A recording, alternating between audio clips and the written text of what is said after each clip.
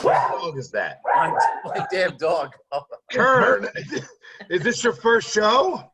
Kurt, what are you watching on TV tonight? Oh my Is Titan games on, Kern? The dog show. The dog show. Yeah. Oh, shit. You might want to go back to regular Bud Lights.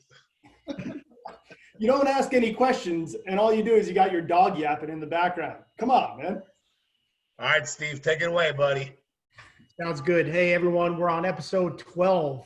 12 weeks of Master Shatter. We've had a lot of great content over the last 11 weeks, a lot of great workouts that we've all done.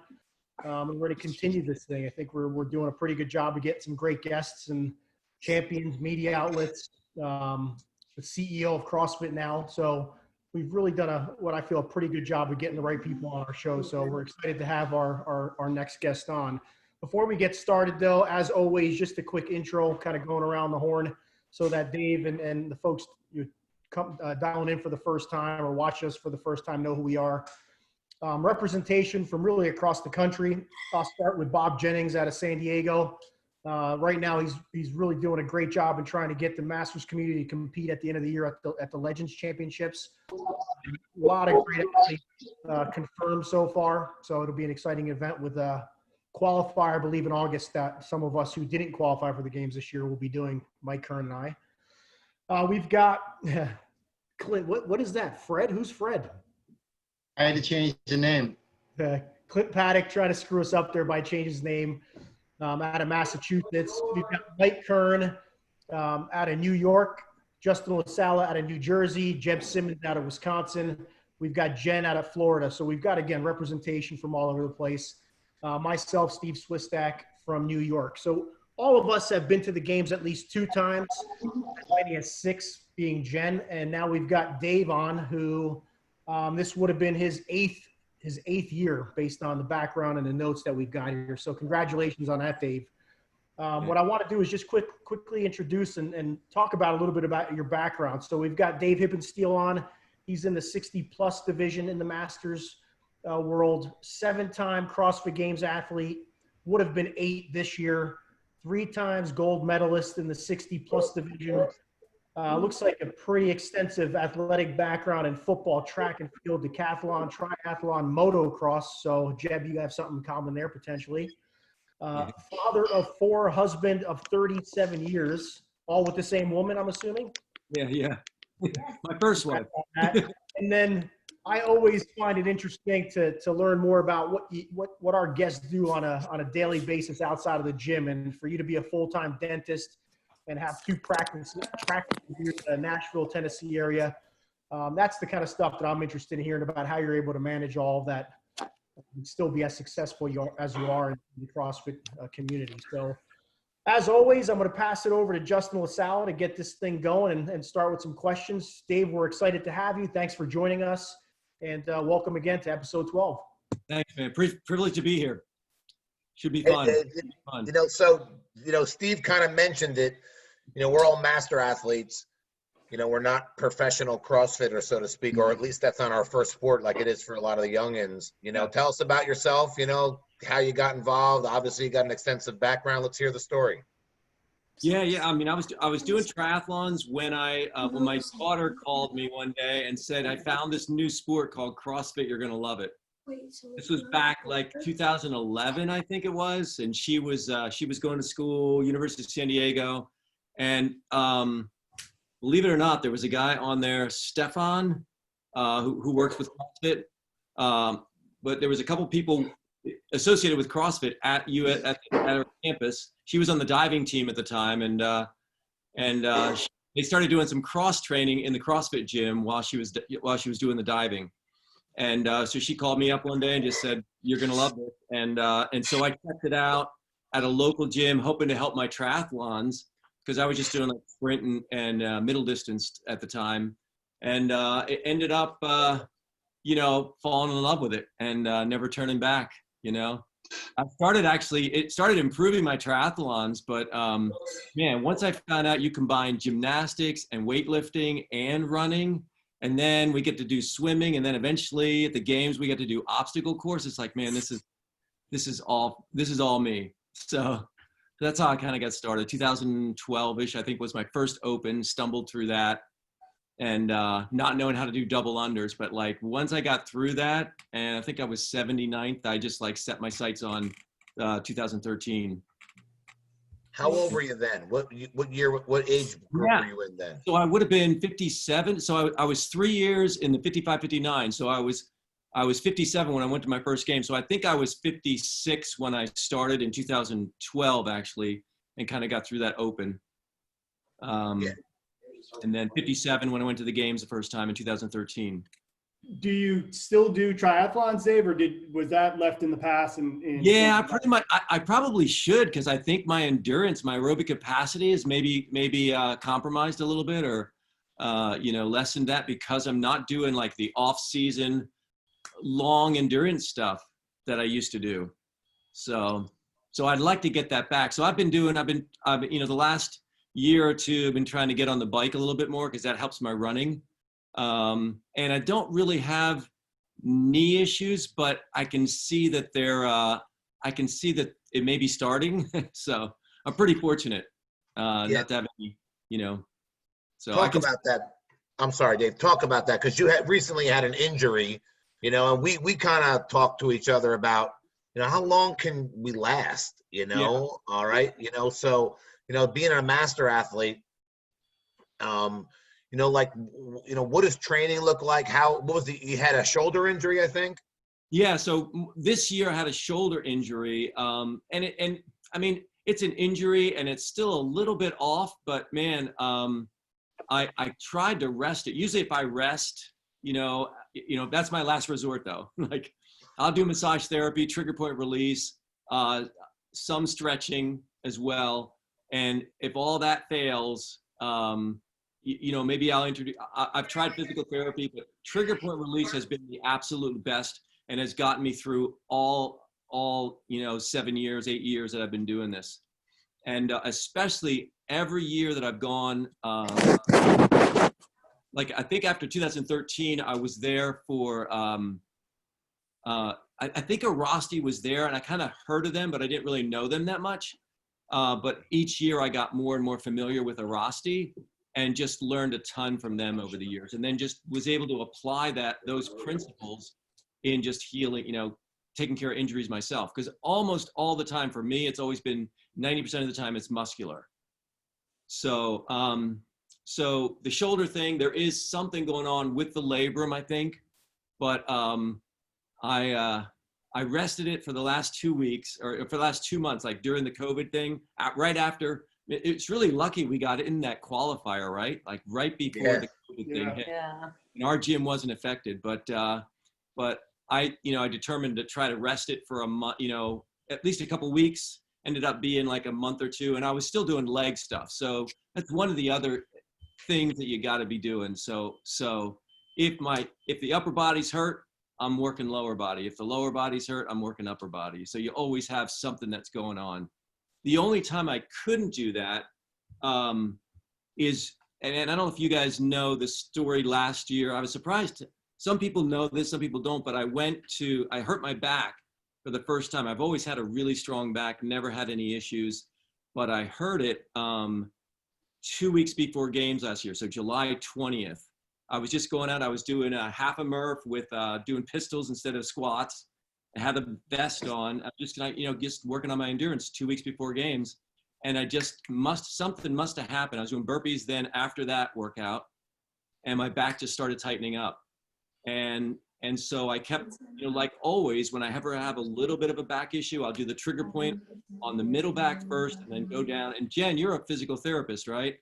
Yes. You know this stuff. But I would work my way down to the lower back, and then work the glutes, and it almost always resolves the back. Sometimes, like if I'm doing it for a deadlift, I'll spend 8 hours one day just working on those muscles, and I'll be better and be able to train the next day. That's how magical this trigger point release has been for me anyway.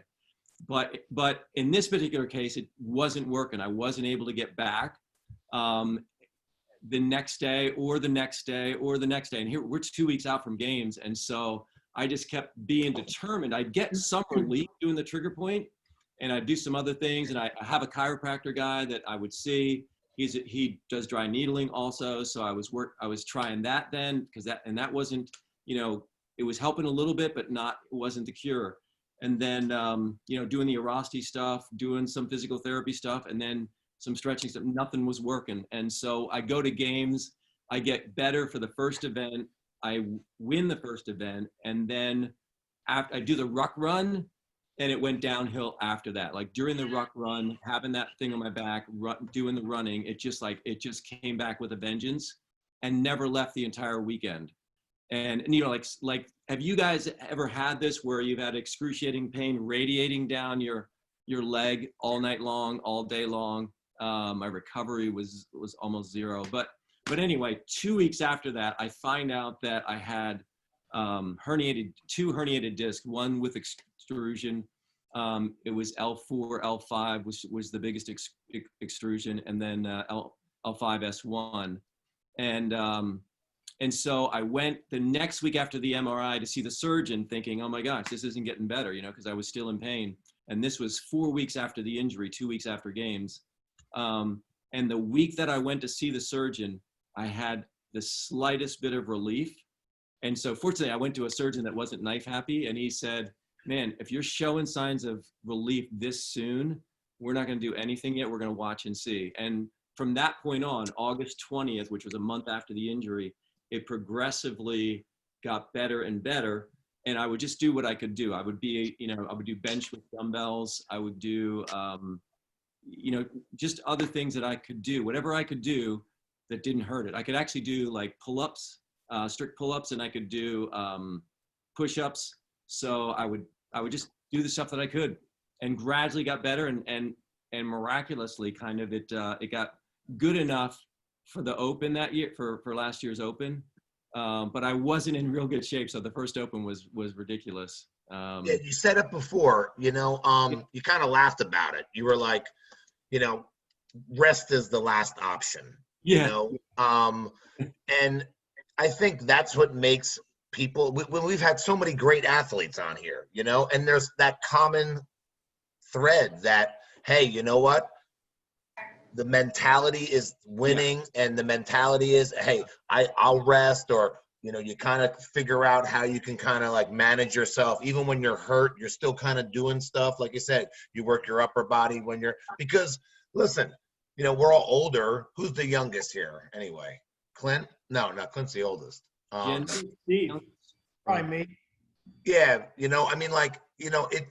We're never healthy. Like our season, it goes for a really long time, but we're always having like a nick here or a bump and a bruise. And it seems like what makes everyone so great is they don't really let that bother them, or they manage it better, Yeah. I think there's a big point with that with rest too, is, a lot of patients that I see and whatnot, they're like, oh, I rested it and it's not better, but rest doesn't often make things well. It just kind of calms the inflammation down a little bit. Maybe you don't think about it as much, or you're not doing the activity, so it's not bothering you at the moment, but just resting it for 2 weeks, then going back at it, oh, it's still there, Yeah.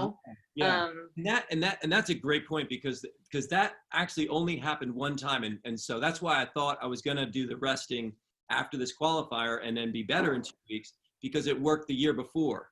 Because I had an issue with my shoulder before, had some dry needling done, had some work on it, and it wasn't getting better. But then right after the qualifier last year, I think it was right after or right before the qualifier last year, which was 2019, it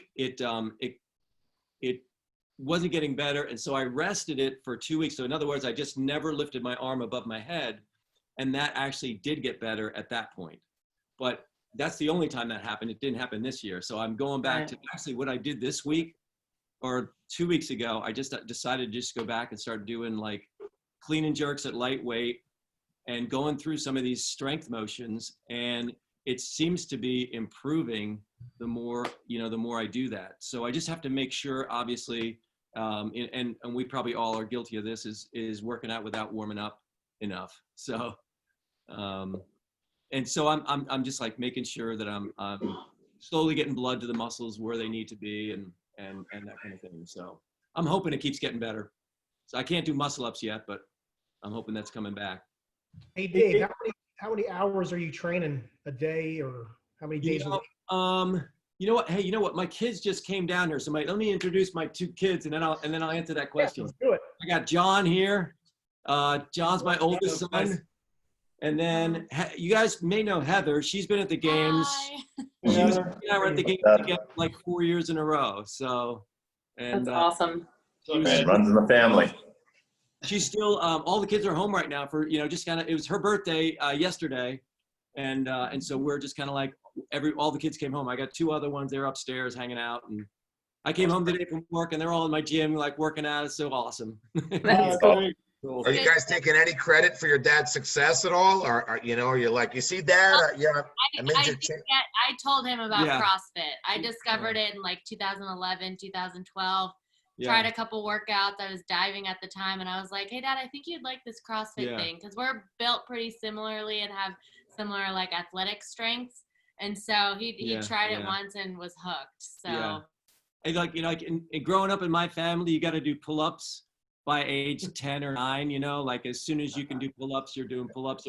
There's chin-up bars in our doorways, and I want to say Heather. I know John got 20. I know Troy got 20 the one time. Before we got a pellet gun or BB gun. Yeah, they had to do pull-ups in the doorway. I love seeing your videos. You got like a set of rings. You got like a set of rings in a stairwell. It looks like you got like yes. yeah. What a great idea. Earlier, I would have had that growing up. Also, I mean, I would have had it for the kids growing up. But actually, Heather did gymnastics. John has done triathlons a bunch, and so we kind of just did. The funny story is that she goes to Invictus. And we had no idea who Invictus was or who anybody there was. And she said, "Hey, Dad, I'm going to try. I think this is what happened. I'm going to try out this gym called Invictus." It's like, we don't know anything about him, but she just happened to be, one of the top CrossFit gyms in the country, whatever. So, but that was back in 2012 or 13. Yeah, my friend was like, "You should go try Invictus," and I was like, "Okay." And the rest was history. So anyway, but yeah, enjoy, guys. Nice. No. Stick around for a minute. There we go. So Heather, how old are you now? I just turned 30, so I'm sub-masters. I got 5 years. You got 5 years, huh? Until the big leagues. 5 years. I'm retired. Wait, did you say sub-masters? Is that the new term for 30 to 34? Yeah, right. That's what Nuno Costa, one of my teammates, used to always call himself when I competed with him. He was always the sub-master. So now I've labeled myself sub-masters. I do the Invictus Masters programming. Well, if our show is still going 5 years from now, we'll be sure to have you back on as a guest. So. It'd be cool by then if they have the 70 plus. We may be able to go to the games, or even like they have the 65 plus, right, in the Legends now, right? Yes, we added 65s.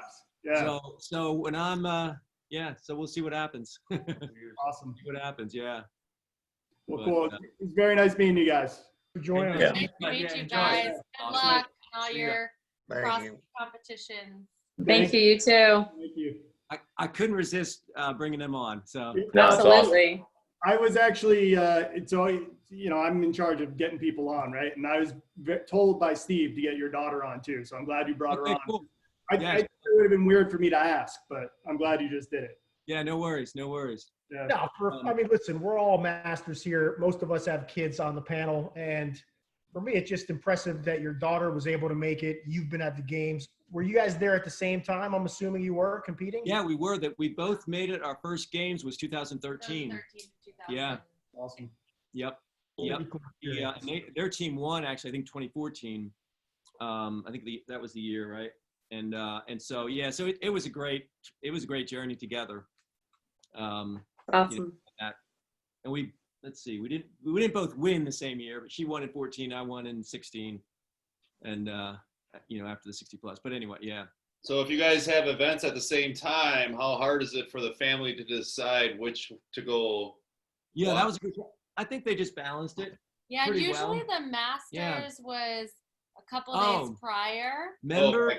Used to be. Prior, so then usually I would be able to go out for like an event or two, but then I was always doing my own thing. And then he was able to watch me for the weekend. except for if we had an early event. So it worked out. And then when I stopped competing, then I've been able, to be there every year. So this was the first year with no going to the CrossFit Games. Yeah, this will be our first year in 7 years. Anyway. To at least watch him. So yeah, it was kind of cool. I don't know if you guys miss it, but I really liked having the Masters before the individuals, so we could be done and then enjoy watching the individuals. So I agree. It was nice like that. Yeah. Cool. Yeah, we didn't get a chance to experience that part. They wouldn't even let us in. They didn't even let us in the Coliseum, to see. Like, Yeah, it's crazy. I don't know. It changed when it moved venues. I mean, I get that too. There's obviously a lot of different logistics and whatnot. Yeah. But, yeah, I guess. I don't know.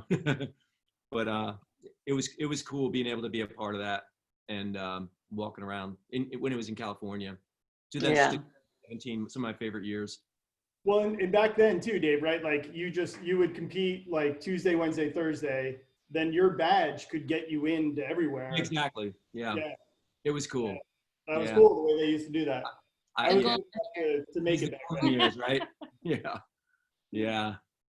But yeah, you asked about my training right now. Because when I started, I bought these practices like 5 years ago, and so May 2015. So it was during those years. That was my last year. So 2015 was my last year in the 55, 59-year-old, and I went there. And but basically, the next 3 to 4 years, I was working 5 days a week, and my training schedule was I have 2 offices. One is an hour drive, and I was there 3 times a week, Tuesday, Wednesdays, and Fridays. And then Monday and Thursday, I was at my practice in Clarksville, which is 10 minutes away. So those are the days I could practice. I could train right after work. The other 2 days that I was driving an hour and an hour back, I really couldn't get to the gym in time to, by the time I got home after the hour drive, I was wiped out and I couldn't do it. So I decided to have a 2-day, 5-day routine. So I would rest 2 days, Tuesday and Wednesday, and then I would train Thursday through Monday. And Thursday, Friday, and Monday would be like an hour of training, something like that. I was probably at the gym for an hour and a half, sometimes hour, maybe 2, but an hour of training those days. And then Saturday, Sunday would be my longer days at the gym, 3-4 hours being there. And getting more volume in on those days. But it got to be a pretty good routine, and I saw some value in recovery and in injury prevention when I gave my body those 2 days. And I probably should have been doing more of the active recovery, but man, I was just, those, working all day and then coming home, a long drive, it was just tough to do anything. But I would do some stretching, but mostly those 2 days were rest. And that schedule worked out really well for me, all those years. Now it's a little bit different. I've got associates in both practices right now. And so I've got a little more time, some Wednesdays, and then I usually have all day Friday, so I can get some more volume in on Fridays too. So are you writing your own programming, or are you following anybody in particular? When I first started out, like when Heather discovered Invictus, and we didn't know anything back then, but she started doing Invictus stuff, and so I didn't know anything else other than the CrossFit and then my local gym. But when she started doing that, it was kind of fun to do some of those workouts together. And then I went out to visit her, so I would do a bunch of stuff. And then CJ actually coached me and programmed for me for the games in 2013, and then ended up kind of doing their programming for another year or two anyway, a few years after that. And I learned a lot during those times. I think that has carried with me even now, and kind of build into my own programming. And then I did comp trained the last couple of years and got a coach there. Dan DeLombo has been coaching me the last few years. But when I went in 2016, I didn't really have a coach. And I was just doing my own thing. And because I think being at the games, and you guys know this, because you've all been there, you find your weaknesses at the games. You really do. You get exposed. And so I think that's what happened the first 3 years. And I go there and I was like, man, it's like I was ready. I thought I was so ready, probably overtrained. And we've all probably guilty of this as well. I know I was overtrained those first 3 years. And by the time, the 60 plus came around, I felt like I was getting a little smarter with my programming and understanding what I needed to work on to not have any of those weaknesses exposed. And then also just like knowing that recovery is super important. So, but man, I owned a gym during the 2013, 14, 15, and then sold that in 2015. But I had that gym, and so I could train. I was still doing some dentistry on the side, but I could train like 3 workouts a day. And I just, I'd train at my gym, and then I go visit somebody else's gym, or go down to Nashville, visit the gym down there, CrossFit Talon, I think it was. And man, it was fun, but I could tell it's like, I would love to do this. If I was 20 again and in my 20s, I could keep this going, but definitely. So I would peak way before games. If there is such a thing as peaking. I know there is in like running, but I think there is an element of that also in CrossFit. And you have to really watch and kind of monitor that whole year thing, and know when to try to peak at games. So I think some of that out. Dave, when you owned the gym, was that like was that your main priority, was just working out and making it to the games? Yeah, basically. Yeah. And that was it was kind of a shock. Cause I was 79th in 2012. I had just started, I couldn't do double unders. But I progressively got better in 2012 during the Open, and it was just the funnest thing ever. And I just was hanging out my gym was CrossFit Solified when I first started. And we're in Clarksville, Tennessee, which is right next to Fort Campbell, which is an Army base. So I would train, and my buddies were all these 20 and 30-year-old Army guys. And I would just train with them like I was one of them. And so it was cool. It was great memories, man. It just like, I just felt one of the pack, they kind of accepted me just as one of the guys, even though I was, 30 years older, whatever. But I ended up,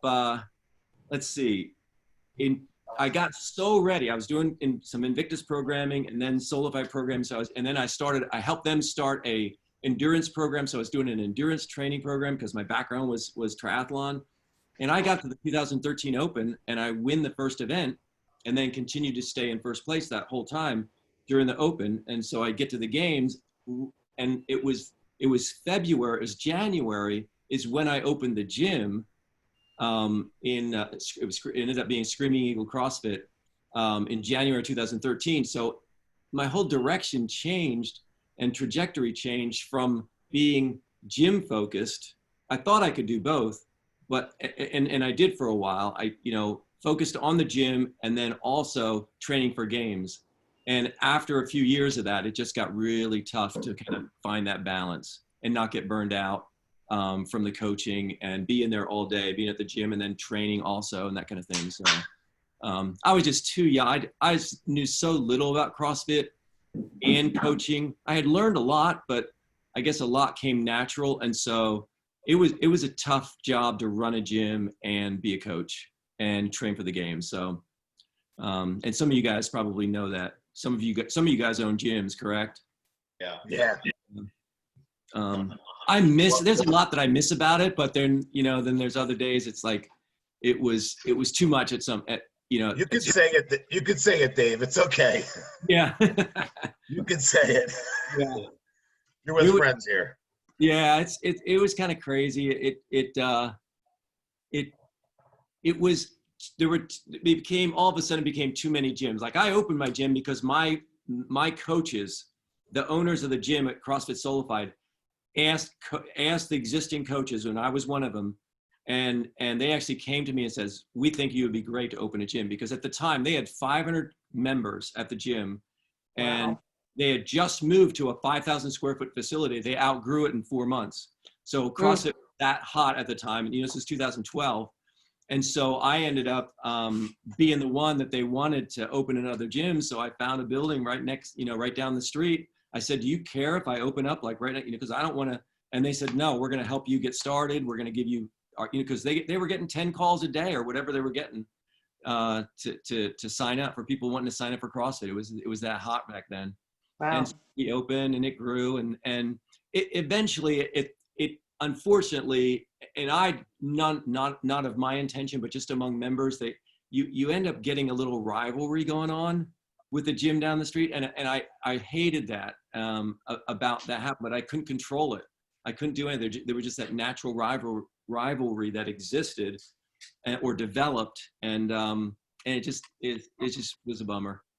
And then you have coaches leave and open up a gym down the street when they weren't invited to do that and that kind of thing. And so it just became traumatic, those kinds of things. So Dave, go ahead.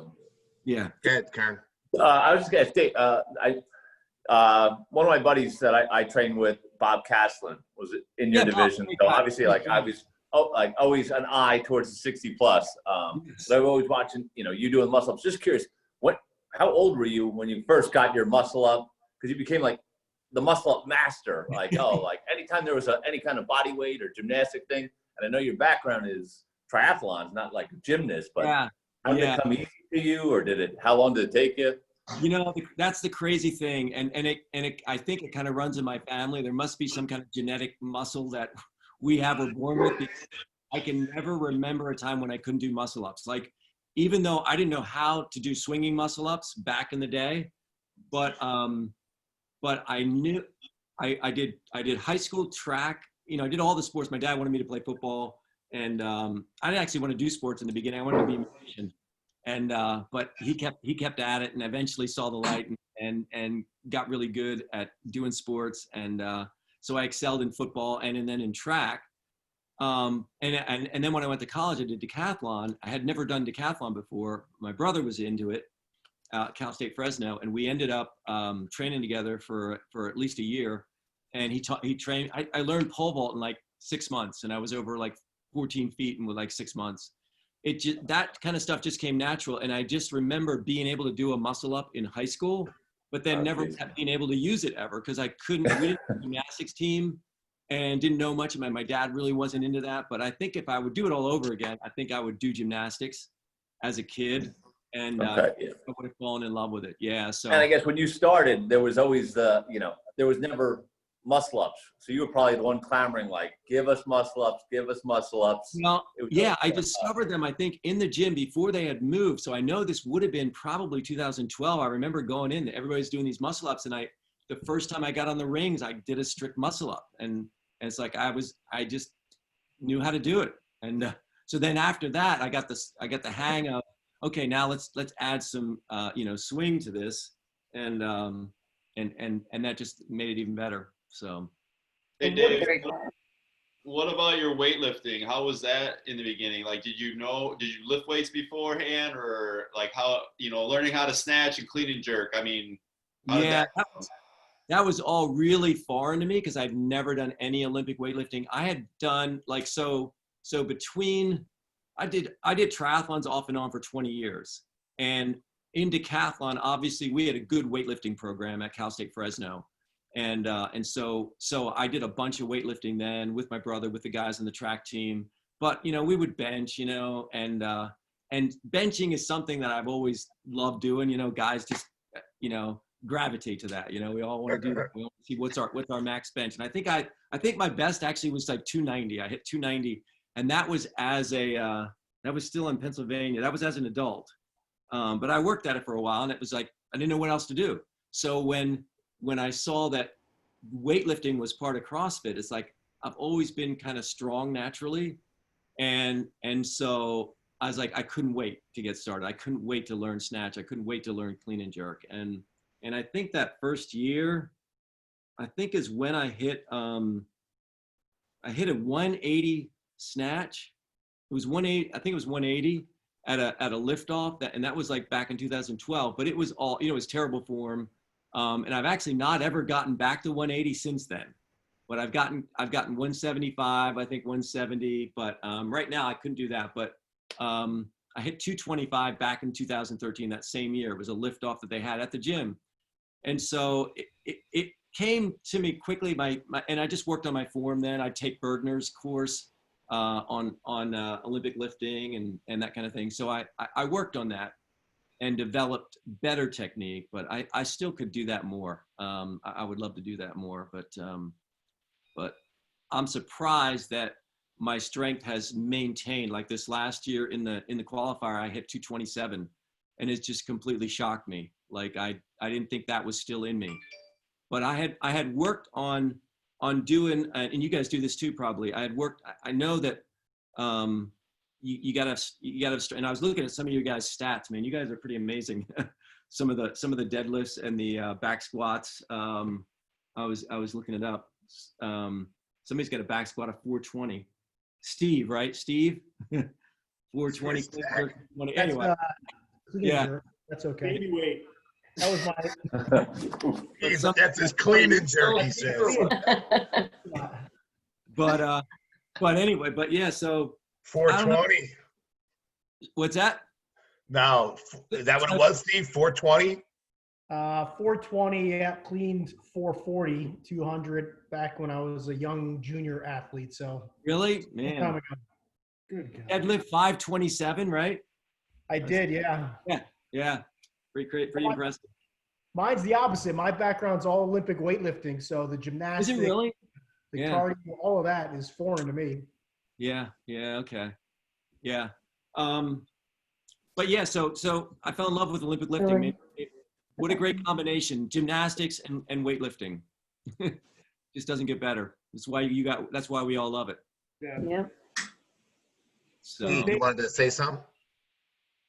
I was just going to say, when you see the scaling taking place at your age division, does it frustrate you that the weights are maybe lower than they should be, or they kind of they dumb it down, but they don't give you muscle ups at the games? You know, I mean, at that point, I think you should be doing them, right?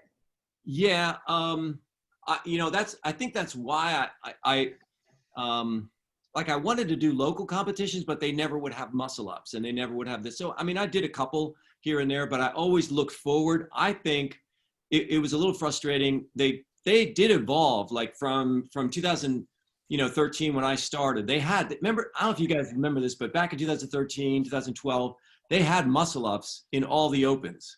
And they didn't scale away the muscle ups for the Masters. So if we could do it, it was awesome. We could do it.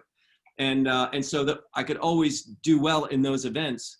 But then, the last couple of years, they've kind of phased that out. And even this year, the online qualifier didn't even give us bar muscle ups. They scaled that to chest to bar.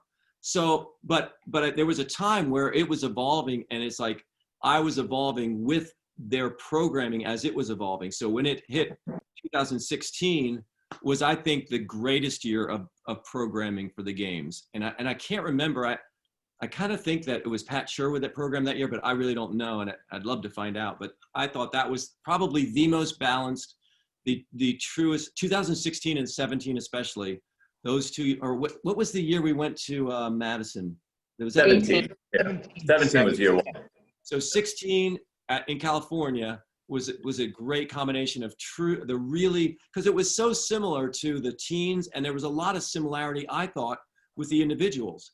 And so I've always, the way I always phrase this is that the more we deviate from the individual programming in the Masters, the more we deviate from the truest test of fitness.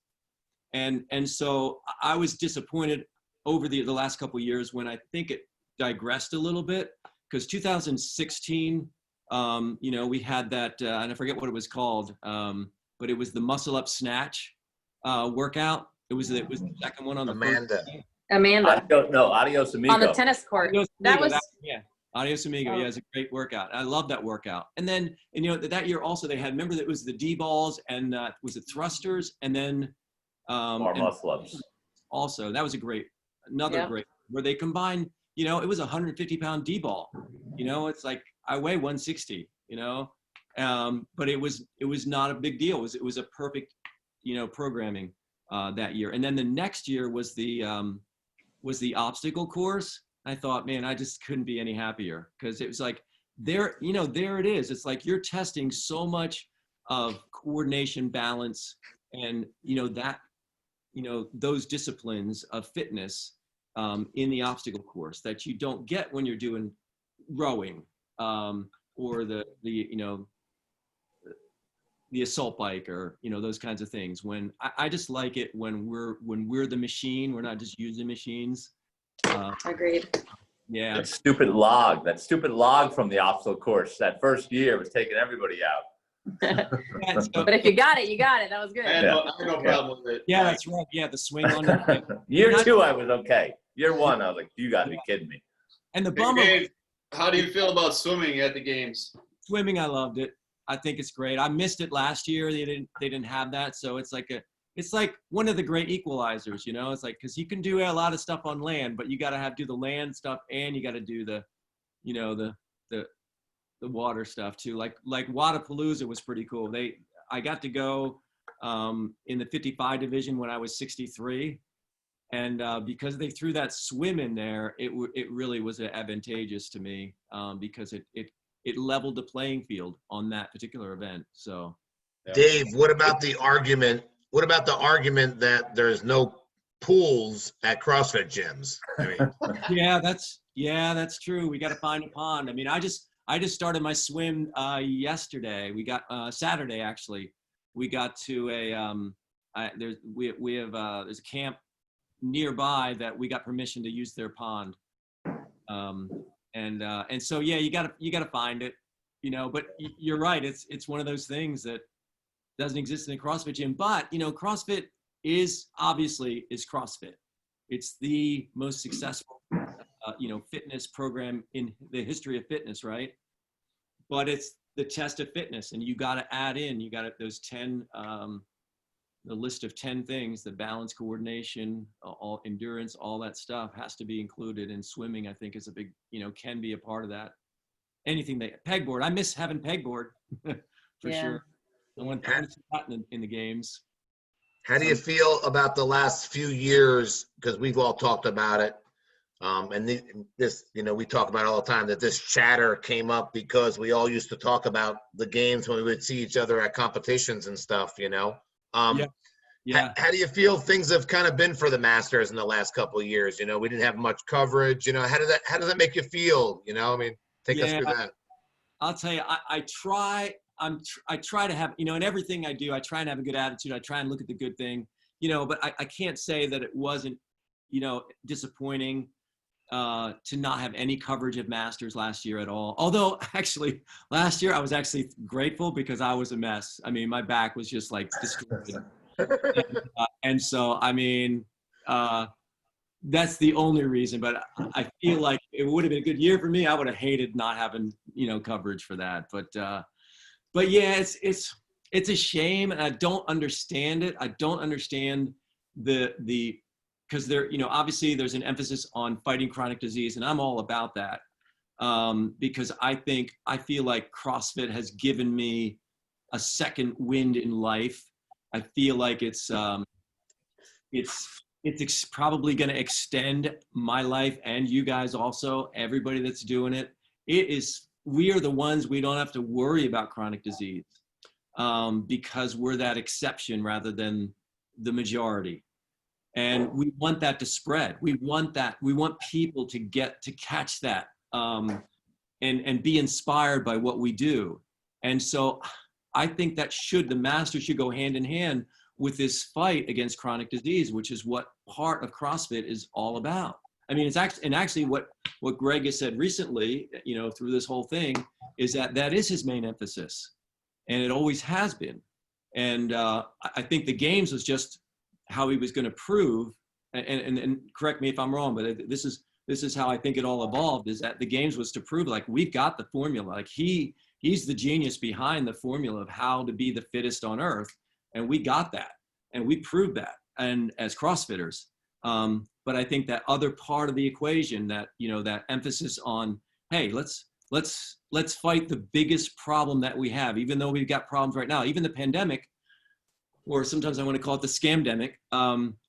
That is devastating only to those who aren't in good shape for the most part, 99% of the time. There's a great podcast by Julie Fouché and Danny a month ago, and talks about the real problem with the pandemic was the chronic disease pandemic that we already have in our country and in the world, actually.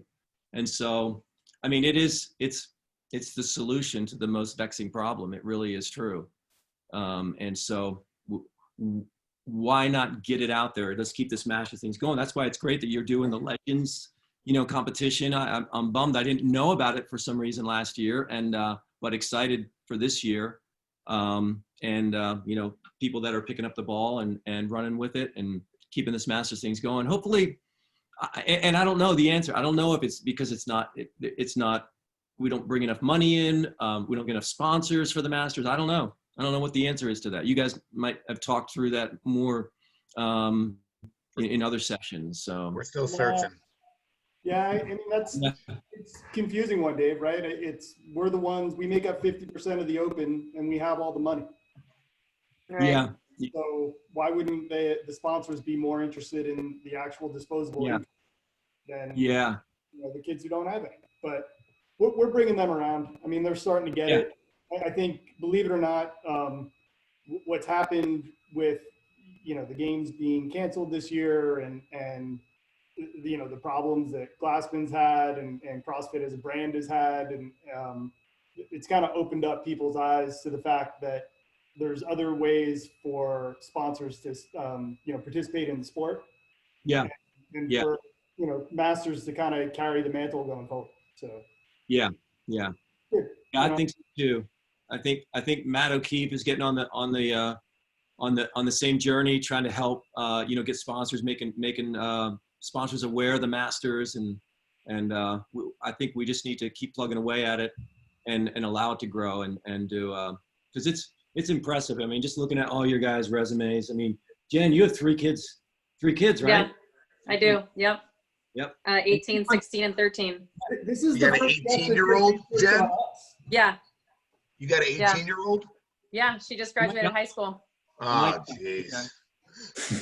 I don't know how you fucking guys do it, man. It's not always easy. I mean, you guys have seen my boys in the background, so you know them already. Yeah, the flex off kid, man. He was great. Yeah. But yeah. Dave, busy. Are they doing CrossFit? Are you guys kids doing CrossFit and stuff, or? My boys are still at the age where they feel like CrossFit's what you do for real sports. So like they're like, if you don't throw a ball and catch a ball or kill somebody in lacrosse or whatever, they're still kind of all about that sort of thing. Yeah. So they have their, year-round different sports that they do. And then same with my daughter, she did CrossFit as her spring sport the last couple of years of high school. And then, I hear her tell her friends, like, you guys, you can get a really good workout, but they're not super into it. They sort of appreciate what it is for the sake of, working out and exercise. They don't see the secret weapon that it would create for them for lacrosse or for whatever sport they're doing. Yeah, not yet. They're starting to, especially my 16-year-old, just a little bit. He's just starting to kind of get it. Yeah, I got you. Okay. They're like, it's what mom does. It's what mom does. It's not for me. Exactly. Yeah, my daughter's over here going, that's not true. That's not true. Listen, she's 18. She's thinking about drinking and hanging out with her friends. That's true. Yeah, for sure. Like, what trouble can you get into? I mean, that's what it's all about. Guys like Justin is what she needs. Yeah, that's why I don't have kids. That's the reason why. But Dave, I have a question for you. So you're a dentist as well, right? Yes. I mean, how many times do people come up to you when they find out you're a dentist? They're like, oh, like, Dave, I got this tooth. It's fucking killing me. How often I always think of the Seinfeld episode, but how often does that happen? The crazy thing is like, people that see me in 35 years, no one would ever guess. If they didn't know this, they would never guess that I'm a dentist. And so it's kind of like, what was really cool with CrossFit is like, and so I've never really identified, I guess, as a dentist. Yes, I'm a dentist and I love cosmetic part of dentistry, and I have a kids practice, and I love getting these kids in there, the 3-year-olds and the 10-year-olds, 7 years, whatever age, and having them get a good experience for the first time. And they just have a knack for building rapport with kids and being able to get them through a procedure without hurting them and giving them a positive experience. So I love that part of it. And my family practice, I love the cosmetic side of that. But so I guess in some ways I identify, but in other ways I just don't identify with a lot of dentists who aren't preoccupied with fitness and health. There's a bunch that are, but over the years, it just hasn't been necessarily characteristic of our profession. Just like in medicine, in traditional medicine, how many docs do you know that are just overweight and don't eat right and they're not super healthy? It's a sad thing, but it was really cool just like being in CrossFit and almost like and owning a gym for a little while and kind of like taking a break from that scenario where it's like, I want people to see me as a CrossFitter right now, not as a dentist, so that they're not thinking when I see them, it's like, I got this exact thing that you're saying. So, how many people in your field know about you? Like know how good you are at CrossFit and that you're a champion. Yeah, that's a good question.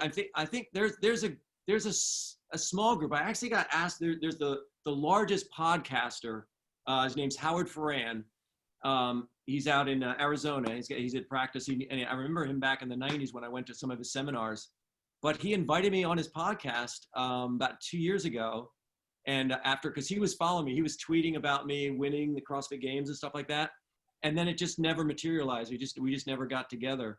But he's got a following of probably 200,000 dentists worldwide. And so I was actually recently, I was on a podcast. There's a guy in South Africa, Waldo, and he's a dentist in South Africa, has a great practice there, but he called me up. I just did a podcast with him about a month ago. And so that was kind of cool. So that kind of reached, his audience of podcast people. And so there's a few that know who I am. Sometimes when I go to these, like every industry has their convention and stuff like that. Yeah. So I was in Atlanta, and this guy from Chicago that owns a box up there was in marketing and website development, and he knew who I was. So he comes up, I'm walking down, and it's all dentists, it's all dental professionals there and stuff like that. And he comes walking up, he's like, "Are you Dave Hippensteel?" And it's like, and so he wanted a picture, and ended up working with him, developing my website and stuff like that. And so it happened. Cool. So there's some consultants that know who I am.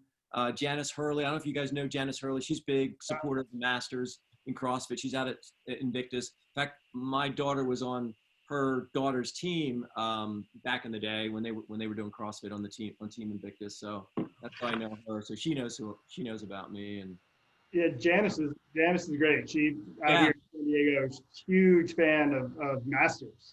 Yeah, that's right. Yeah, really loves the sport. Yeah, great supporter. Can't say enough good things. She's an amazing consultant. Like, she's one of the top consultants in the dental profession. I don't know if you guys know that, but she's pretty amazing. She's like considered the consultant. Nice. Dental consultant. So yeah. So she's like a super fan. We should get her on sometime. She's fantastic. You could. You actually could. Yeah. Sure. Yep. Hey, Dave, I just got Dave, this would have been year 8. I assume we're going to keep going. So next year would be 9. But interesting, like, I guess, I don't know, maybe you've made it all 5 years in the 60 plus. Next year would be that, that exclusive, or I don't know if you're the only member of somebody to get 6 years in the same division. I don't know if there's anybody else who's ever done that. That's a good, I think there might, Clark Holland might have been that guy, 6 years.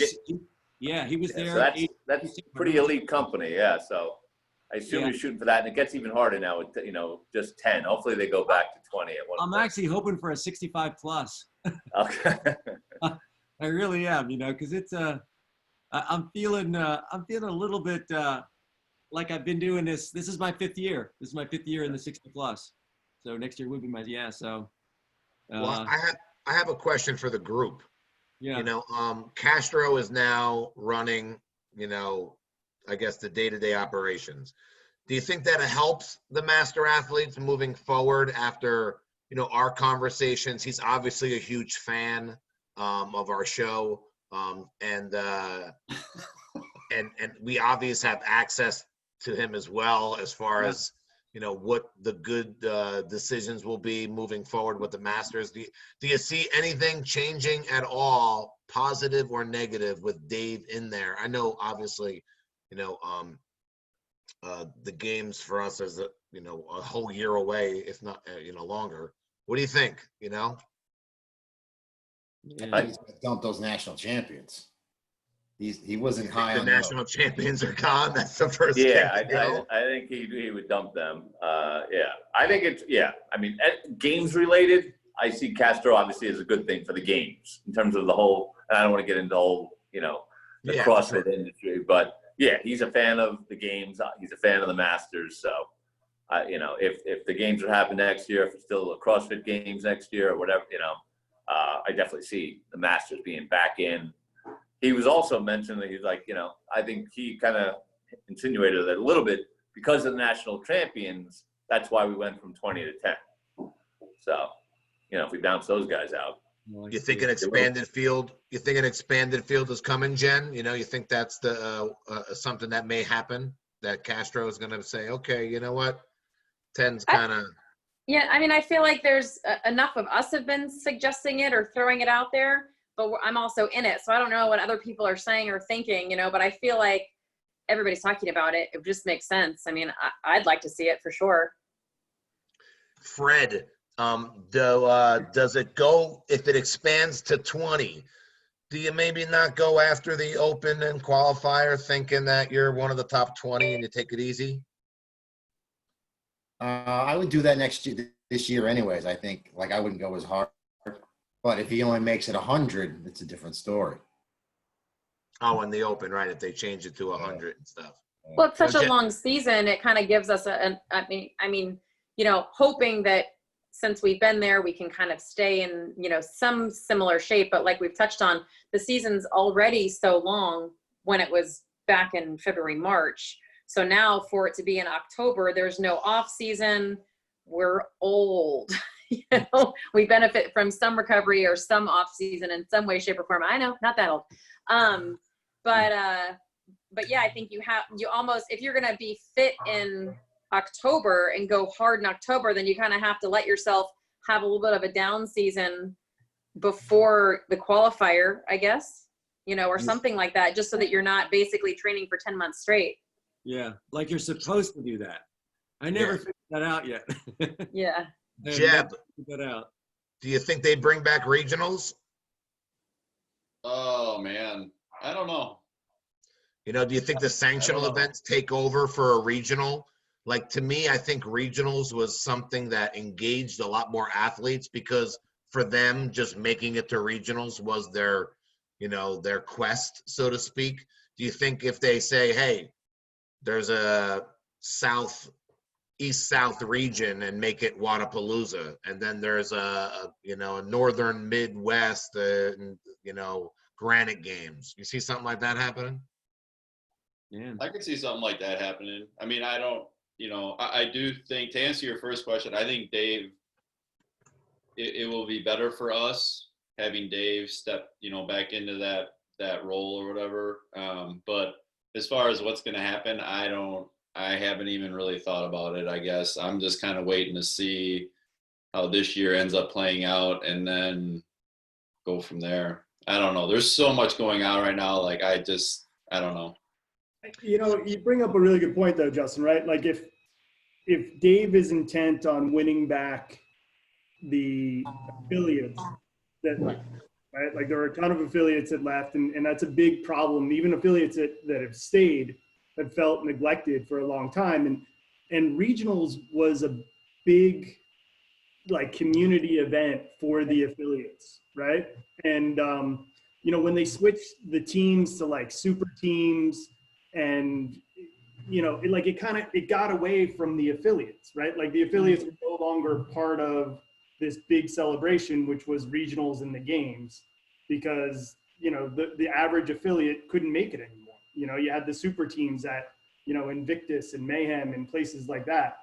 So if they want to throw a bone to the affiliate community, bringing back regionals and bringing back the old team format, I think would be Yeah, I think they could use the sanctionals too. They could use the sanctionals because right now, to me, they're going to lose the sanctionals. They don't want. No one wants to be associated with them. All right, in a sense. So, they're not going to pay to have the CrossFit branding to run. Any of that stuff. I mean, I don't know. It's interesting. Clint, what were you going to say? Well, because I mean, they alienated everybody. Like you could have had like a fringe athlete, you could have had a fringe team make it there and draw a lot of people. Because I was talking about that with Bill. Florian made it one year, and he goes, we filled all the stands with all the fans and everything. So they basically alienated a huge group. So why would you sign up for the Opens knowing they're only taking the top 20? Who's going to make it? It's 0.0001% of everybody that signs up. Like, why would a normal person ever sign up? It used to be fun. It's not fun anymore. Yeah, I think what it does is it makes it more of like a high school. It's like, you get a team that makes it, and even though they're not the best team, it's like they're in the tournament, and people go there and support, and they wear the shirts that say, Hippensteel, like a root canal picture or something like that, but I mean, but that was a huge part of it. And you know what it did too? I think it brought business to your gym because of the local kind of like, I know some newspapers covered a couple people. Now, I mean, Carrie Pierce is from a town not far from me, so she was easily, obviously she's a games athlete, but, like you'd hear about these regional kids, or if you did a local competition, you would hear like, hey, that guy over there made it to regionals, or she was on regional team and that kind of stuff. It's not, oh, you made it to Wadapalooza. I mean, they have scaled in Wadapalooza, I mean, like, so yes, I get, so I think regionals is just, I remember it, I thought it was super exciting. Steve, what do you see? Where do you see the, do you think Castro is even going to have a major handprint on it with, all of the other responsibilities that come with being the CEO? I mean, I think he's got bigger fish to fry right now. At the end of the day, I mean, he's got to try to save, 2,000 affiliates that left, or try to get them back. I mean, you think about all the companies that have left. Are you going to get the sanctionals back? Is there a games to even use a sanctionals format to qualify for? So I think there's all of this stuff that kind of goes into play. I think Sean Woodland said it best, where he's like, if you think about all other sports, they've got this, you've got your season, you've got your playoffs, and then you've got your tournament, so to speak, or the finals. And that's what it was. Like you guys have all said, it's when we had regionals, you had the Open as your kind of get in tourney. Then you had your regionals, take it to the next tier. And then you got, again, to the finals where you were able to crown the fittest on earth. We don't have that with sanctionals. I mean, who really knows who's getting in when you go to these sanctional events? You could be the 8th person at one event and somehow still make it to the game. So I think there was a lot of confusion. But again, going back to, can Dave fix it? I don't know. I think they've hurt and lost a lot of fans over the last couple of weeks. It'll be interesting to see if he can get this thing turned around. He had an event at his place, and it turned out it looked like a pretty darn decent event. So I think he still has a pretty good following as well. It'll be interesting. I don't have a clear answer, honestly. Was that interesting to you guys that they could have that event, but they don't have the Masters coming out there? I thought the same thing, John. For me, that was the first thing I thought of when I saw that picture of all those people there and they had this event, and I'm thinking, so they could have that, but they couldn't have our games this year on a different weekend. Yeah, for sure. I mean, and Dave, with all that these guys have said, if they have a regional, let's say it comes back, don't you think a really fair way is kind of what you said, early games programming, where you did a lot of the individuals? Wouldn't you like to see the path to games have a regional for master athletes too as well? I mean, that would be super cool. It would certainly be a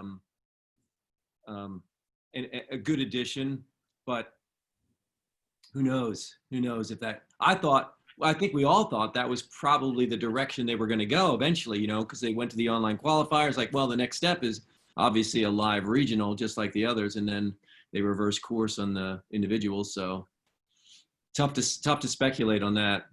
Yeah, for sure. But I mean, we have nothing else going on, so we speculate. Right. Yeah. But, I mean, but I hear you. And I would love it. Yeah. Hey, Dave, I got a question for you that takes kind of a semi-dramatic turn here. A gentleman by the name of Mark Landry passed away last week. I don't know if you heard about that. He was in your age group in 2018 at the games. Did you know him at all? You know, I'm sure our paths crossed. Yeah. But yeah, I didn't know what happened. What happened? Any? He had a heart attack, apparently. Yeah, I just heard about it this morning, and you know, there's a memorial workout that people are going to be doing for him tomorrow. And since he was in your age group, you know, and you guys might have crossed paths, but back then the field was a lot bigger, you know, so you might not have crossed paths. Yeah. Just wondering if you guys had ever heard him. Yeah.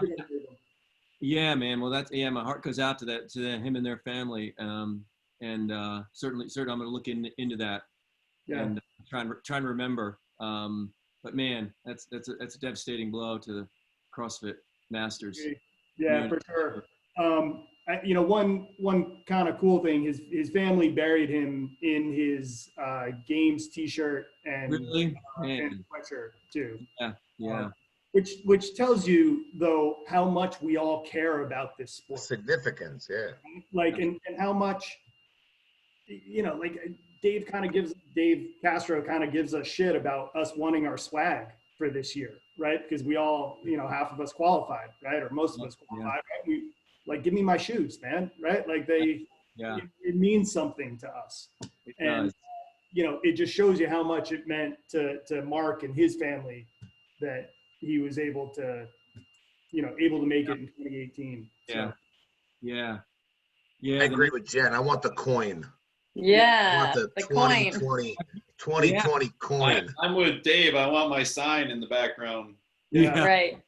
Yeah. This is my gym, my winter gym, because this is where I train in the winter, and then I have my garage is my other gym where I train in the summer because I love the heat.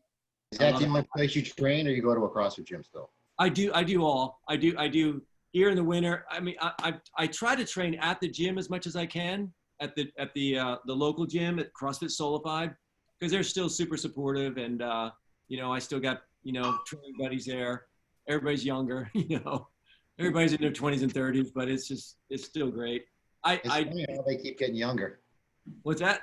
It's funny how they keep getting younger and we keep getting older. Something like that. Yeah. But you know, I was thinking we could. I wanted to. You know, you mentioned about Mark Landry, and you know, I didn't really touch on this yet, but a lot of times when I have opportunity, obviously, I think that CrossFit is a big part of the longevity picture, which is real important, and us enjoying. If we all have grandkids eventually or whatever, being able to enjoy those grandkids during those later years. And I just thought, like, one of the things I've been kind of preoccupied with over the last year, because I got asked to give a talk at a biohacking conference 2 years ago, December of 2018. And it kind of reminded me or kind of reinvigorated my interest in physiology, anatomy, and that kind of thing. And then I got sponsored by Inside Tracker, who does my blood analysis, and I do that about 5 times a year. And it just kind of gave me an interest in that. And I'd encourage you guys to, you know, all of us as masters to kind of take a deep dive into the blood analysis part of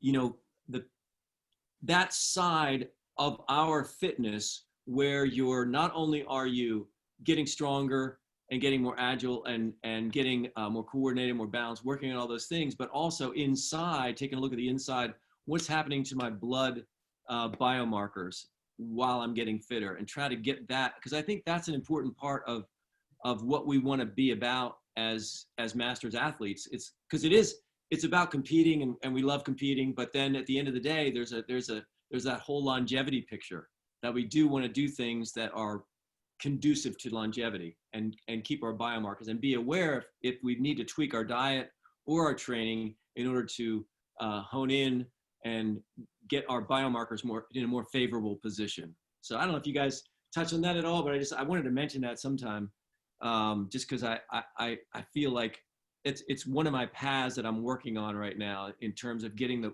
word out about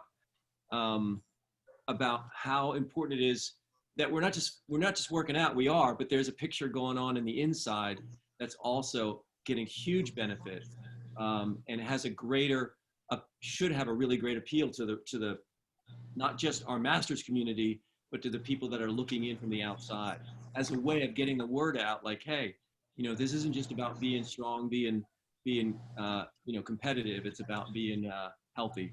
Well, this is the show to get the word out. I mean, we're reaching how many people now, Clint? 7, 8. 7. International. Yeah. Hey, so Dave, with the biomarking, what I get blood work done regularly, and like my doctor, I think I first went to her right before my first year at the games. So it took about 3 years for her to believe me that I wasn't taking any kind of steroids or enhancement drugs or anything like that, because she kept saying, there's no way you're taking something to hide it. Like, there's no way. Yeah. But she finally, we went through it all, and she believed me and all that. And I've made a few changes to my diet and supplements, but I'm just curious, like, if you're doing it 5 times a year, that's way more than, and it sounds like biomarkers is way different than like the full blood work panel that I get. But what kind of changes, like, what did that do in an eye-opening perspective for you, and what kind of changes did you make to your diet or supplements because of it? Yeah, and that's a crazy story. I don't know if you want to hear the whole story, but I'll try and make it brief. But in 2016, when I won the games, and this is completely on my own, after I won the games in 2016, I was always interested in this functional medicine side of things. And, because I've been in medicine, in some ways for many, many years, having studied it in undergrad, being pre-med, pre-dental, and then going to dental school and studying all this stuff. So it's always been an interest. But after I won the games in 2016, I went the next month in August of 2016, I went to the local there was a functional medicine clinic in my town. And I said, I want to see if I'm as healthy on the inside as I am on the outside. And it pretty much confirmed that. And they did tons of tests. Like I took my prize money, I used that. Like I probably spent like $2,000 or $3,000 to get all these tests to just kind of see where I'm at. And so I have all those records to kind of study and then compare to as I'm getting my blood test even now, 5 years later. But basically what I've learned, like from Inside Tracker does a pretty comprehensive analysis. And so things like your HSCRP, which is your total body inflammation, your high sensitivity reactive protein, C-reactive protein is what it is. It's a measure of something from the liver, but it measures your total body inflammation, which is one of the things that we want to keep at a really healthy level. And it should be at a healthy level, because there's another, and we could do a whole nother podcast on this, but Dr. Danny and Julie Fouché have their podcast. They just talked about this in a podcast, another podcast 2 weeks ago, and they talked about the progression of chronic disease from health to chronic disease. It's on a continuum, as we all know. But they just mentioned in there is that the reason people move in a direction of chronic disease is because of the total body inflammation that goes on for years and years and years, and how that messes up your hormonal balances and your insulin and your hyperinsulinemia and all those other things that go on. And so that's one of the biomarkers that's really important to kind of keep an eye on. And of course, the other things are your triglycerides, your HDL, your LDL, your total cholesterol, all those things. And then I think the most important one is the cholesterol, total cholesterol to HDL ratio. And so just like keeping an eye on those things and, kind of diving into that. But those are the biomarkers that among others, that we kind of dive into. There's so many things nowadays too, I mean, I know Jeb went through, didn't you go through like that ice hot kind of, training? Didn't you do that? Yeah. I think, the key, I think we all say it, what works for you, I mean, because this might work for somebody and it doesn't work for somebody else, or maybe they don't like it, or the process to them doesn't make sense. But I mean, we're all looking for a way to stay healthier, obviously, and to be fitter, Yeah. But all right, guys, what do we have? We need a workout for this week. Who did the workout this week? I know Kern did it. Jeb did it. Jen, no. I have the hands to prove it. Yep. Yeah, How was it? Terrible. Okay. Harder than I expected. Harder than you expected. What did you Those expect? clean and jerks. It was the clean and jerks. It's easy. Did you push jerk it or split? Who? Push. Okay. All right. So which program are you guys doing? Like I'm out of the loop here. We make up we have somebody we somehow get our hands on a workout, and we all try to do it, but some of us, I kind of tweaked my hamstring, so I'm playing it safe, and a couple other people are doing the same. So what happens is sometimes it'll be a workout from Jeb's gym or something that he came up with, or I follow Misfit programming, so they wrote us a workout. So we've been doing 12 workouts. We have you know what, Dave? You know what? Listen, come up. You're a legend in the business. Come up with a workout.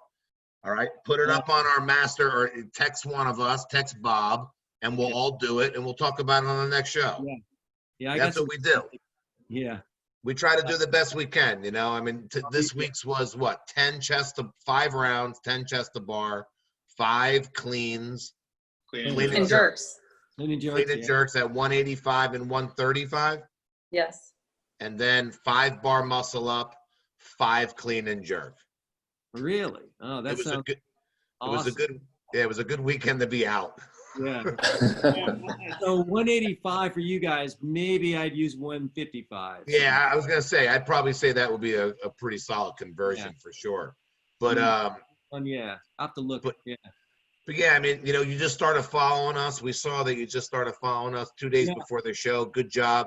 All right, excellent work. But yeah, you know what? At the end of the day, Dave, I think we're just a bunch of people that really care about CrossFit and in the CrossFit community, as far as the competitive side and the community side from owning a gym. And I remember those 2012 days. It was a really good time. I had some really good relationships with people, and some of those people don't even want to do it anymore because they just can't get that back. Maybe they're 10, 15 years older now, and they're at a different point in their life, but it just, at that 2012, 2014, everything kind of summer of love, or whatever it was, but it all kind of just came together there. And it seemed like it was on a really, good roller coaster. I mean, upwards, before it started to come back down. But we really appreciate you coming on. And I mean, do you feel like writing a workout for this week? I could come up with something, I'm sure. Yeah. Come up with something. What did you, Bob? You have his info? Yeah. Text it to, get it to Bob before, maybe Wednesday morning, because Kern, he needs to dissect it and and get all crazy. Yeah. I'll kind of figure out. I won't get to it till this weekend. It's a busy week this week, especially at the office. But let's do it. All right, we'll do it next week then. Anybody got a workout? Program it then for the next week. Anybody got something? Yeah, I got something I can sneak in. I'll text it to you guys a little bit later. Swiss Stack, what do you got? You haven't chimed in yet on a workout. I'm interested what you're thinking. Man, I'm just kind of laying low right now. The less you see of me, the better I get. All right. It's been You're up. You're up this week. Bob wrote, I think, our first one maybe. And Clint, you got to come up with something. That's all right. You didn't want to do it. I want to read. No one has the equipment. It was the age group qualifier workout, the chest to bar and the clean and jerks at 245. Oh yeah, that one was great. I was able let's redo the age group qualifier 1 rep max snatch. We had to have done that once upon a time, right? Let's just do that. Just because you ripped your hands today. Don't be mad. Yeah. Come up with something and get it over to us, and I'll put it up on the board, and we'll get it done. Sounds good. I'll have something to you by tomorrow. All right, guys. Well, always a pleasure. Before we go, I got to ask Dave, your motocross career, what was that about real quick? Yeah, so basically when I turned 40 and I was doing triathlons and I'd go by, I always loved motocross. I had a dirt bike when I was a kid, and I just loved it. But my dad would never. He refused to let me race, even though I wanted to. And so when I turned 40, there were guys down the street that were racing dirt bikes, and I would drive when I drive up my drive. It was a half-mile long driveway. We lived at the very end, so every time I'd drive out, I'd see these jumps, and I'd see these every once in a while. They'd be out there jumping. It's like, man, I got to try this sometime. And so they got me a bike. Their father-in-law or their dad actually was their stepdad was racing also, and he was getting rid of his bike, so they sold it to me, and I just got on. It was like a match made in heaven. I just loved it, and so I started. I had 10 acres. This is when I lived in Pennsylvania. I had 10 acres. I started building jumps. Yes. Actually, I don't want to keep you guys, but the real quick story was my kid Jonathan was doing BMX jumps. And I had an enduro bike. I had Kawasaki enduro bike, and I started one Sunday night. I started hitting this one little jump. It's probably 4 foot high. I started hitting this jump, and I just kept getting more and more air. And within an hour, I felt so refreshed. I thought, this is the magic pill that I've been looking for. This is the stress relief I've been looking for all these years. So, because I was raising kids, and I had a practice in Pennsylvania. And the weight of the world was on me. I did that for an hour, and I felt so I just kept making bigger jumps. And so by the time I sold that place, I had a track there with like probably 10 jumps. I had a 90-foot jump, an uphill 65-foot double. And I'm trying to resurrect the videos I have from that eras. But I raced for about 4 or 5 years, broke a collarbone, hurt my knee, broke a finger, tore an Achilles. And it's like, after 5 years, it's like, you know what? I better quit now while I'm ahead. I had some really close calls. I'm sure you did. Yeah. But I started back up on a 110 pit bike recently. Oh, did you? Oh, no way. Yeah, because I raced when I was younger and then stopped for a while. Because same, like you start getting hurt. It costs a lot of money. You got kids. Yeah. But lately, there's about 8 or 10 of us guys that bought some 110 pit bikes. And oh, no way. Those little things? Yeah, they're so much fun, I'm telling you. And the jumps keep getting bigger and bigger. And long story short, I told these guys the other week, we had 3 ambulances out at my land the other day because a couple of guys collided and whatever, broken arms. But it's like you said, when you're out there for a few hours doing it, it's like everything gets, it's awesome. It's amazing, yeah. And it's like, and the injuries come with the sport. Like almost any given time, 5 of the top 10 in the world are out with injuries, right? Yeah. I mean, the top, motocross professional guys. And then you went to CrossFit, okay, which got you more injuries. No, actually, it's been the safest sport I've ever done. Right. But of course, I don't want to jinx it now, so we won't talk about it. Yeah, for sure. But, I had another personal interest thing. I saw, Justin, you went to Wesley College. Yeah, I did. So did I, back when it was a junior college. For real? In Dover, Delaware? Yeah, Dover, Delaware. Are you shitting me? I'm not kidding you. I couldn't believe what I saw. It's like, freaking A, Wesley College? Did you ever go to the bars down there and like Smithers and the Big Kahuna? I mean, like, what were you up to? Well, my story is I quit drinking when I turned 21. Oh. I was a mess in high school, but once I turned 21, it's like, okay, I'm done with this. But no, honestly, it was great. Did you play football there? Yeah, I did. Yeah. So it was only when I went, it was just still a junior college. Was it a 4-year school when you went? Yeah, it's a 4-year school when I went. Yeah, I'm a lot older. But yeah, this is back in the 70s. I went there. It was a 2-year college, and I went to play football, but I sprained my neck during football camp.